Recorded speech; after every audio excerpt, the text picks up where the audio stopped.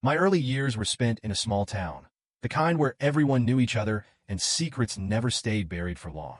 Our family wasn't wealthy, but we had something far more valuable: resilience. My parents raised me and my two brothers with the belief that life would throw punches, and it was up to us to get back up each time. As a kid, I was always drawn to adventure, fascinated by the idea of pushing the limits, whether it was climbing the tallest trees or sneaking out to explore the woods at night with my friends. It was during my teenage years that my love for motorcycles began. My dad had an old one in the garage, rusty and broken down, but to me, it was beautiful. I spent hours tinkering with it, dreaming of the day I could ride it. By the time I was 18, I saved up enough money from odd jobs to buy my own, a sleek, second-hand Harley. I remember the feeling of freedom it gave me, the wind in my hair, the sound of the engine roaring beneath me. It was the perfect escape from the mundane, from the small-town gossip and predictable days. In college, that craving for adventure didn't fade. It was there I met Beth. She was unlike anyone I'd ever known, vibrant, full of life, with this infectious laugh that could light up a room. Beth had this way of making you feel like you were the only person in the world when she talked to you. We clicked instantly, drawn together by some invisible force. She had the same thirst for life that I did, and within months, we were inseparable. By the time we graduated, I knew she was the one I wanted to spend the rest of my life with. We got married in the spring, in a small ceremony, with just close family and friends. Our life together felt like a dream. We moved into a spacious 3-bedroom apartment on the outskirts of town, planning for the family we hoped to start soon. I continued my job as a mechanic, working on cars and motorcycles, while Beth started her career at a law firm. We had everything: youth, love, and a future that seemed bright and full of possibilities. But life has a way of knocking you down just when you think you've got it all figured out. That day is still etched in my memory as if it happened yesterday. I had taken the bike out for a ride, needing to clear my head after a long day at the shop. The sun was setting, casting a warm glow over the road ahead. I don't remember much of the actual accident, just the blaring horn of a truck, the screech of tires, and then darkness. When I woke up in the hospital, everything was different. The doctors told me I was lucky to be alive, though it didn't feel that way. My spinal cord was severely damaged, leaving me completely paralyzed from the neck down. I could still breathe on my own and blink, but that was the extent of my movement. The news hit me like a sledgehammer. How was I supposed to live like this? The days blurred together. Hospital rooms, surgeries, and endless tests. The only thing that kept me going was Beth, who was by my side through it all. She put on a brave face, but I could see the strain in her eyes. When I finally returned home after months of rehabilitation, everything had changed. Our apartment, once filled with warmth and love, felt cold and foreign. Beth tried her best to adjust, but the burden of caring for me was heavier than either of us had anticipated. Simple things became monumental tasks, and the strain started to show. I thought the worst was over after the accident, but as I would soon learn, it was only the beginning. After the accident, life took on a new, agonizing rhythm. At first, Beth tried to be everything I needed: a caretaker, a wife, a friend. But it was clear the weight of my condition was crushing her.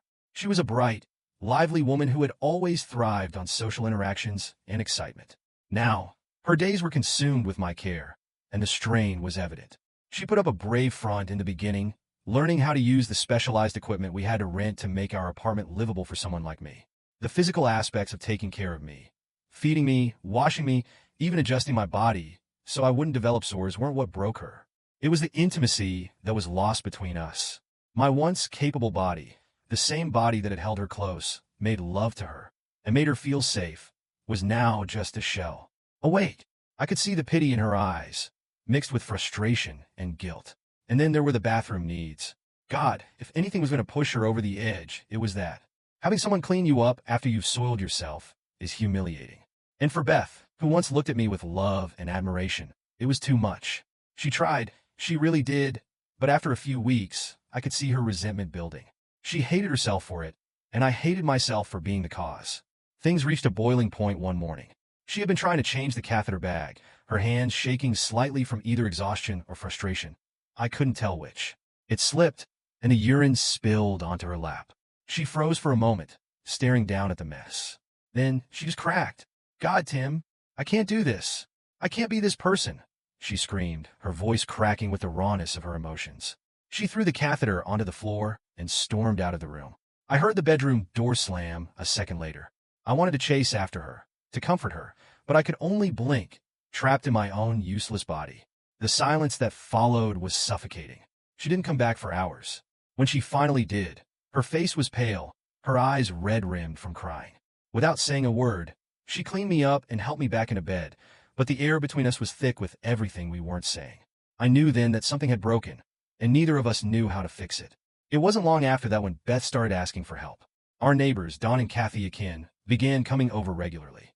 Don worked at the same law firm as Beth, a tall, confident man in his mid-40s. His wife, Kathy, was a nurse, and, at first, I was grateful when she stepped in to help with my medical needs. She knew how to handle the equipment better than Beth ever could, and she had a calm, nurturing demeanor that made me feel, at least temporarily, less like a burden. But as the weeks went by, I noticed something shifting between Beth and Don. It started out as friendly, almost innocent. He would bring over takeout for dinner when Beth didn't have time to cook, or they'd share a bottle of wine on the balcony while Kathy and I stayed inside, discussing medical routines. At first, I thought it was good for Beth. She needed someone to talk to, someone who wasn't drowning in the weight of my situation. But as time went on, it became harder to ignore the subtle changes. The way they laughed a little too freely, the way Don's hand would linger on Beth's shoulder just a second too long. There was a lightness in her that I hadn't seen since the accident. Only, it wasn't directed at me anymore. The tipping point came one night when Beth didn't come to bed after Don and Kathy left. I could hear her soft laughter from the living room, her voice too hushed, too intimate. I lay there in the dark, listening to their voices mingle, and the realization hit me like a punch to the gut. Something was happening between them, something I wasn't part of. Beth started pulling away from me after that. She still did the basics of my care, but her mind was somewhere else. Sometimes, she'd leave me in bed for hours without checking on me, forgetting my pain medication or leaving my food tray out of reach. When I confronted her about it, my voice weak but desperate, she just looked at me with a mixture of guilt and exhaustion. "I'm doing the best I can, Tim," she said, her voice tight. "I'm not a nurse. I never signed up for this." She wasn't wrong. She hadn't signed up for any of this. The life we had planned, the kids, the adventures, the growing old together, it had all been ripped away in an instant. And now, we were just two broken people trying to survive the wreckage. Eventually, Kathy and Don suggested getting a home nurse to take care of me full-time. Kathy even offered to help find someone. Beth jumped at the idea, relief flooding her face. I agreed, not because I wanted it, but because I couldn't bear to see the strain on her anymore. A nurse was hired, and the day-to-day care shifted away from Beth. But it didn't bring us closer. If anything, it drove a deeper wedge between us. Beth spent more and more time with Don. At first, it was under the guise of work, late nights at the office, working on cases together, but I knew better. The looks, the touches, the quiet conversations. I saw it all, even though no one thought I was paying attention. I couldn't confront her. What could I do? I was just a man trapped in his own body, helpless, watching his life unravel, watching his wife slip away into the arms of another man. The day I first realized that something was truly, irreversibly wrong was a quiet Tuesday. The home nurse had just left after helping me with my morning routine, and I was lying in bed, staring at the ceiling, feeling that familiar mix of frustration and resignation. Beth was already gone for work, or at least that's what I thought. I heard the front door open, the familiar click of heels on the wooden floor, and Beth's voice, soft, almost a whisper. At first, I assumed she had forgotten something, maybe her phone or a file, but then I heard another voice. "Dawn." I lay still, trying to strain my ears to hear them, but they were speaking in low, hushed tones. My heart began to race. I had known for weeks, maybe months, that something was going on, but I hadn't let myself fully accept it. It was like I was hoping that if I ignored it long enough, it would go away. But here it was, in my own home, like some dirty secret dragging itself out into the open. The murmurs stopped. I heard them moving, footsteps on the stairs, and then the soft creak of the bedroom door opening. I lay paralyzed, not just because my body wouldn't allow me to move, but because I was terrified of what I might hear next. My mind screamed for me to shut it out, but I couldn't. The next sound was unmistakable, the rustle of clothes, followed by the low, breathy laugh I had once known so well. Beth's laugh. It was the laugh she used to save for me, back when things were still good between us, back when we were still us. There was no denying it anymore. They were together. Here, in the house where we had once talked about starting a family. I felt sick, a cold wave of nausea rolling through me as I lay there, utterly helpless. I wanted to scream, to shout, to throw something, anything, but all I could do was blink and breathe, trapped in this body that no longer served me. The betrayal ran deeper than I had ever imagined. It wasn't just the physical act of them being together. It was everything. It was the lies, the deceit, the way they had been pretending around me, treating me like I was a child who wouldn't notice. How long had it been going on? Weeks? Months? The questions swirled in my mind, but I already knew the answer. It didn't matter. It had been happening long enough to destroy whatever was left of my marriage. Later that day, Beth came into my room as if nothing had happened, her face serene, her movements calm as she adjusted my bed and asked if I needed anything. The casualness of it all made me want to scream, but I stayed silent. I watched her, searching her face for any sign of guilt, but she had perfected the mask she wore around me. It was as if her affair with Don was another part of the routine, like feeding me or administering my medication. After that day, things spiraled quickly. Don began to show up more often, coming over under the guise of helping Beth with work or just checking in on me. But I knew better. There was something sinister in the way he looked at me now, something that wasn't there before.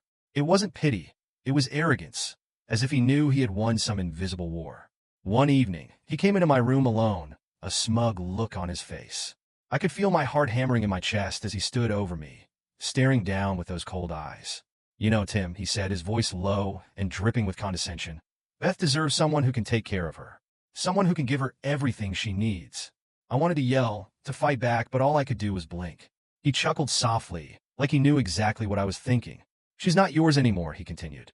"She's mine now, and there's nothing you can do about it." I tried to hold on to my anger, to let it fuel me, but the truth was he was right. There was nothing I could do. I was trapped, a prisoner in my own body, and Dawn reveled in it. It wasn't long after that when the real humiliation began. One night, I overheard them in the next room. I could hear the unmistakable sounds of them together. Beth's soft moans, Dawn's low murmurs, and it felt like a knife twisting inside me. They didn't even bother closing the door all the way. I could hear every moment, every word, and then, as if the betrayal wasn't enough, Dawn began to visit me afterward. He'd stroll into my room, still smelling of Beth, and sit down on the chair beside my bed, his legs spread wide, as if marking his territory. "Do you like hearing her with me, Tim?" he'd ask, his voice cruel and taunting. "She needs a real man now, someone who can actually give her what she deserves." It was unbearable. Every night, I'd lie there, forced to listen, unable to escape, and then endure his torment afterward. He even started bringing a small portable speaker into my room, replaying recordings of their intimate moments just to mock me. I tried to shut it out, to retreat into my mind, but there was no escape. Dawn had turned my home into a prison of torment, and Beth had allowed it.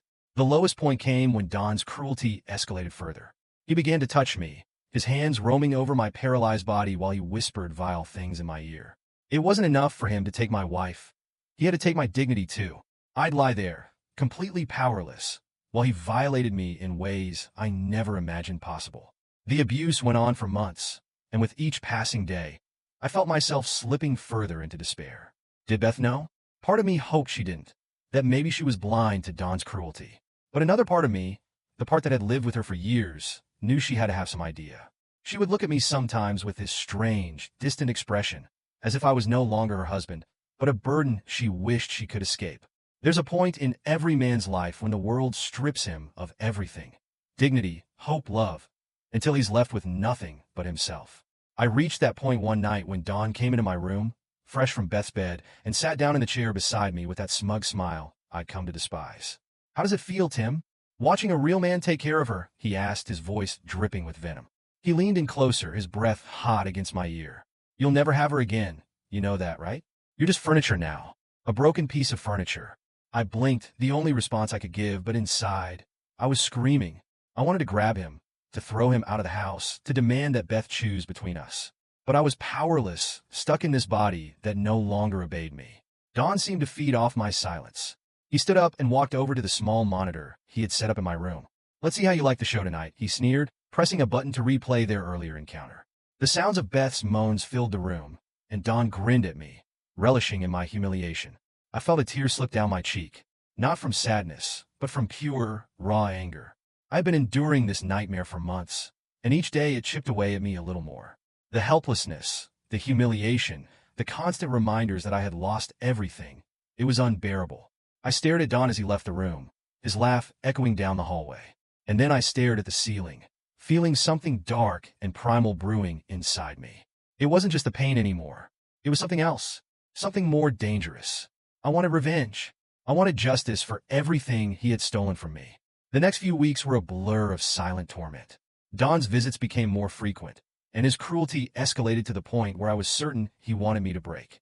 He'd touch me, violate me, and threaten to bring others into the house to do the same. I lived in a constant state of dread, wondering how far he would go. And Beth was either oblivious or complicit. It didn't matter anymore. She had already betrayed me in every way that counted. And then, out of nowhere, came Dr. Steiner. I hadn't heard of him before. He wasn't one of the doctors I had seen in the aftermath of my accident, but he arrived one day, summoned by a recommendation from a medical colleague. Beth introduced him to me with a strange mix of concern and hope in her voice, explaining that he was a specialist in spinal injuries. At first, I thought it was another empty promise, another person trying to offer me false hope. But Dr. Steiner was different. He sat beside my bed, his eyes kind but serious. "Tim," he began, "I've been reviewing your case, and I think there's something we can do. It's experimental, but it has the potential to help you regain some movement." I stared at him, not daring to believe what he was saying. After months of being told that nothing could be done, here was this man offering me the impossible. Beth stood at the doorway, her arms crossed, watching us with guarded skepticism. But Dr. Steiner didn't let her doubt deter him. The surgery would involve implanting 3D printed vertebrae and using specialized nerve connectors, he continued. "It's risky, and it won't be an overnight miracle, but if it works, you could regain some movement in your limbs." For the first time in what felt like forever, a sliver of hope flickered inside me. I had been living in a nightmare for so long that I had forgotten what hope felt like. But now here it was staring me in the face. I blinked twice, my way of saying yes. Beth's reaction was immediate. "Wait, this surgery, it's dangerous, right?" she asked, her voice tense.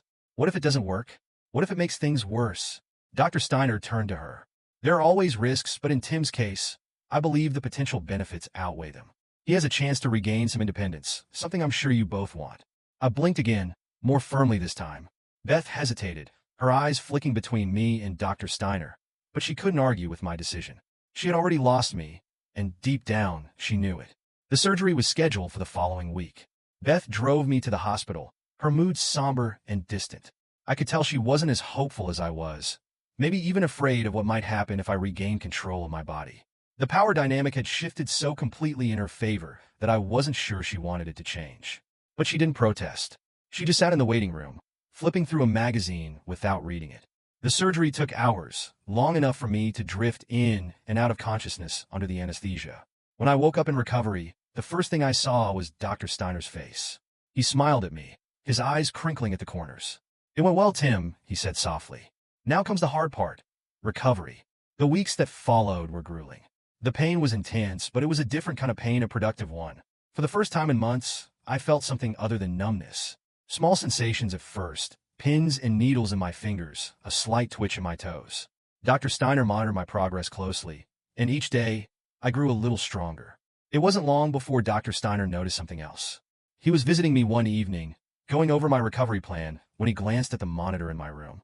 He noticed the footage from Don's torment, the way he had been playing the recordings, the way he had violated me. I could see the shift in Dr. Steiner's demeanor. His face darkened as he pieced together what had been happening. This is unacceptable," he said, his voice filled with quiet rage. "No one should be treated this way." I couldn't respond, but he knew. He promised me he would report what he had found to the authorities. And true to his word, within days, there were detectives at my bedside, taking down my statement, or as much of one as I could give through my limited communication. Dr. Steiner had recorded the footage and gathered evidence of Don's abuse. It wasn't just about the affair anymore. This was something far darker, and now there was proof. Don didn't know what was coming. For months, he had tormented me, confident that I was too powerless to stop him. But that all changed the day the police arrived at his office. They arrested him and Beth at the same time, she for neglect and conspiracy, and him for the assaults.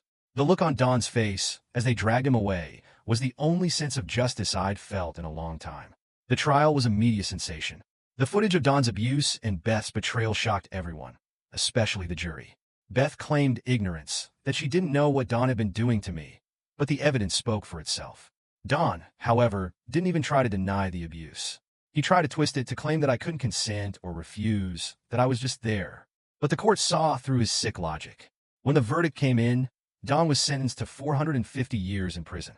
Beth, who had once been the center of my life, was given 15 years for her part in the conspiracy. As they led her away, I felt nothing. No sadness, no regret. Just a strange kind of emptiness. I had lost everything, but in a strange way, I had also gained something. Justice. After the trial, it was as if a weight had been lifted from my chest, though the scars of everything I had endured remained. Don was gone, locked away for the rest of his life, and Beth. Well, Beth had become a ghost. There was a time when I couldn't imagine a day without her, but now, her absence was like a strange relief. I hadn't expected to feel so empty after everything was over, but maybe that's what happens when the person you love betrays you so completely. There's nothing left inside. The apartment, once full of tension and suffocating silence, was now mine again. The only sounds were the steady hum of the air conditioning and the occasional creak of the old floorboards. The nurse who had been taking care of me for the past few months continued to visit, though now my recovery was well underway. Kirsten, that was her name. She had come into my life just as everything was falling apart.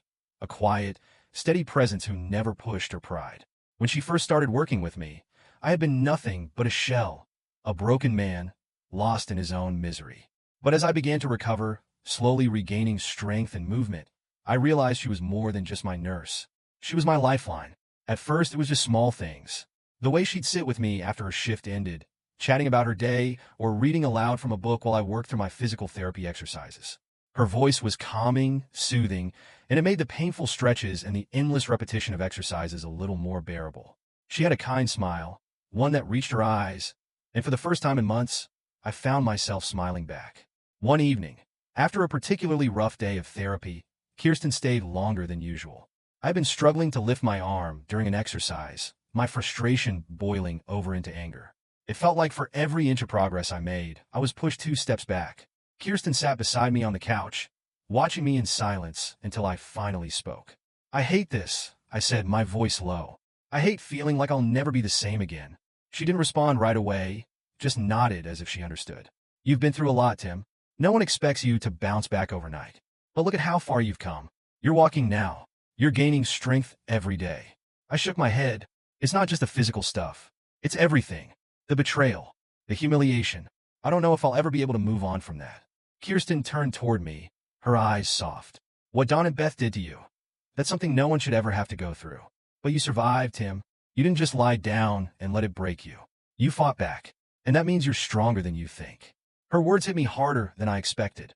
I had spent so long feeling like a victim, like everything that had happened was beyond my control.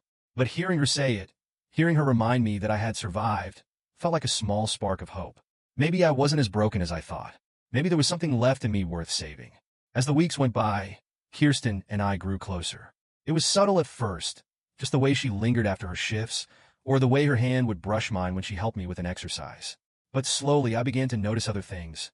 The way she looked at me, the way her smile seemed a little softer when it was just the two of us. One night, after we had finished dinner, I found myself asking her about her life. I realized that I knew so little about her, beyond her role as my nurse. She told me about her family, about growing up in a small town much like mine, about how she had always wanted to be a nurse because she loved helping people. There was a gentleness to her that I hadn't noticed before, a quiet strength that I found myself drawn to. We talked late into the night, and for the first time since the accident, I felt a connection to someone again. Not just as a caretaker or a friend, but as a person. Kirsten wasn't trying to fix me or pity me. She was just there, present and real, and for the first time in a long time, I didn't feel alone. It wasn't long before things between us shifted. One evening, after she had helped me with my exercises, we sat on the couch, the soft glow of the television lighting the room. We weren't watching it, though. We were just talking as we often did, when suddenly the space between us seemed smaller. Kirsten reached for my hand, her fingers lacing through mine, and when I looked at her, there was something in her eyes that made my heart skip a beat. "I don't know if this is appropriate," she said quietly, her voice hesitant. "I don't want to overstep." I didn't let her finish. I leaned forward and kissed her. It was soft at first, almost tentative, but then her hand came up to cup my face, and I felt something inside me click into place. It wasn't passion or lust, not like it had been with Beth in the beginning. It was something deeper, something more profound. It felt like the beginning of something real. After that night, Kirsten and I were inseparable. She wasn't just my nurse anymore. She was my partner, my confidant, the person who helped me heal, not just physically but emotionally. She stayed by my side through every step of my recovery, and with her help, I regained more movement than the doctors had anticipated. I started walking again, slowly at first, but with more confidence as the weeks went by. Kirsten moved in with me a few months later. What started as her staying over more often turned into her living with me full-time. It felt natural, like we had always belonged together. She filled the apartment with laughter and warmth, two things I had forgotten I could feel. Eventually, we got married. It wasn't the big, elaborate wedding I'd once imagined with Beth. It was small, just a handful of close friends. And it was perfect. Kirsten had helped me rebuild my life from the ground up, and now, we were building a new future together. Looking back, it's strange to think that the accident, something that had once seemed like the end of everything, had led me to a place I never thought I'd reach. I had lost so much, but I had gained something too. Kirsten wasn't just a second chance. She was my real chance. The one I had been waiting for all along. Years have passed since I first met Kirsten, and looking back now, it's hard to believe how much my life has changed. The same accident that nearly destroyed me also led to everything I have now. If someone had told me that back then, I wouldn't have believed them. Kirsten and I settled into our marriage with a sense of peace I hadn't known before. She was more than my wife. She was my partner. We moved out of the old apartment, leaving behind those dark memories, and bought a small house in a quiet suburb. It wasn't grand, but it was ours, and it felt like a new beginning. The first year of our marriage was all about my recovery. Every day, I pushed myself harder, determined to regain as much independence as possible. Kirsten was always there, celebrating every small victory and helping me through every setback. With her by my side, I found strength I didn't know I had. But as my body healed, something even more incredible grew between us: our family. Kirsten had always wanted children, and so had I, but after everything with Beth, I wasn't sure it was possible. Then one day, Kirsten handed me a pregnancy test, her face glowing with excitement. I could hardly believe it. After all the pain, betrayal, and uncertainty, here we were, about to become parents. The months flew by in a blur of preparation. When our daughter, Sophie, was born, it felt like the final piece of the puzzle had fallen into place. She was tiny and perfect, with a full head of dark hair like her mother's. Holding her for the first time, I knew every struggle had been worth it. Sophie was proof that even after the darkest moments, there is always a chance for something beautiful. Our family continued to grow. 2 more children, James and Lucy, filled our home with even more joy and laughter. Life wasn't always easy. Raising 3 kids never is, but it was good. I watched them grow, their laughter echoing through the house. And I knew this was the life I had been fighting for all along. Kirsten and I built the kind of life I had once thought impossible. We traveled when we could, taking the kids to see the world, visiting places I'd only dreamed of. I wasn't fully healed. I didn't move as easily as I used to. But I was walking again, strong enough to chase after my kids as they explored beaches or ancient ruins. Our house was always filled with noise and activity, the kind only a family brings, and I loved every second of it. As the years passed, our children grew up. When Sophie left for college, I felt a bittersweet pride watching her go. James followed soon after, and Lucy wasn't far behind. The house became quieter, but Kirsten and I found ourselves stronger than ever. We had built a life together, and no matter what the future held, I knew we would face it hand in hand. With the kids gone, we decided to do something we had always dreamed of. We took a world cruise. We sailed across oceans, visited far-off places, and experienced the world like we were young again. Standing on the deck of the ship, holding Kirsten's hand as the sun set, I couldn't help but reflect on how far we had come. There had been times when I thought my life was over, when the accident felt like the end of everything. But now, I realized that it was just the beginning. Kirsten had given me more than a second chance. She had given me a new life, a new family, and a future brighter than I had ever imagined. As I sit here, watching the waves, I know one thing for certain. Despite everything, life can still be beautiful. And for that, I have Kirsten and our children to thank.